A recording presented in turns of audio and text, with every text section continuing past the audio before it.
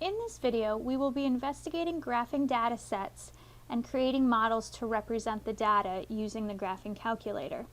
So we're going to use this data set here, the points -4, -32, -2, -8, 0, 0, 2, -8, and 4, -32. Our first step is to put the data into the graphing calculator. So we press the Stat button, and it brings us up a list of options, and we're going to choose option 1 to edit.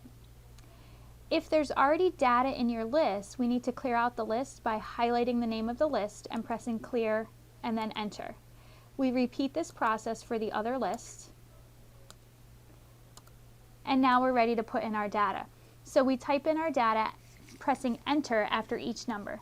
X's go in L1 and Y's go in L2. So -4 and then enter, -2, enter, 0, enter, 2, enter, 4, enter.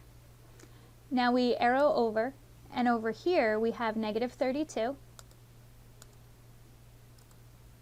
enter, -8, enter, 0, enter, -8, enter, and then -32, and enter. Once our data has been entered in, it's always a good idea to double check that our lists are the same size and just take a quick look to make sure we didn't type anything in incorrectly. Once we've double checked our data, we press second quit to get back to the home screen. If we want to plot our points, we press second y equals, and we ensure that we have a stat plot turned on. So my scatter plot is already turned on, but if it wasn't, we would hit enter. Be sure that on is in the black box and then press enter again. We want a scatter plot, so that's the first type. And our X list is in L1, our Y list is in L2, so we don't have to change that. And then we can also choose the type of mark that we want to use and even the color for our points. So this is all set, so I can hit the graph button. Now you'll notice that only 2 of my points show up on the graph. So to correct this, I can hit zoom 9 for zoom stat, and it will automatically rezoom to my points. So looking at this graph, it's clearly a quadratic. It clearly goes up and then back down.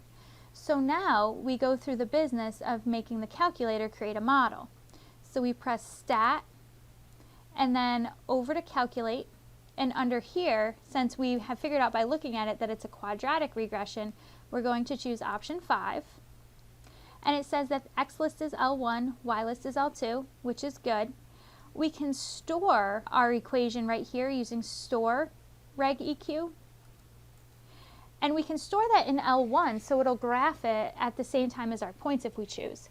And we do that by pressing bars, and then over to the right for Y bars, enter for function, enter again for Y1. So now it's going to store the equation in Y1, enter, enter, and now we have our equation. So it gives us the format y equals ax squared plus bx plus c, and then it tells us that a is -2, b is 0, and c is 0. So when we write our model would be y equals -2x squared, and that would be the model that represents this data. If we hit the graph button again, now we see our points, but we also see the line that comes through the points.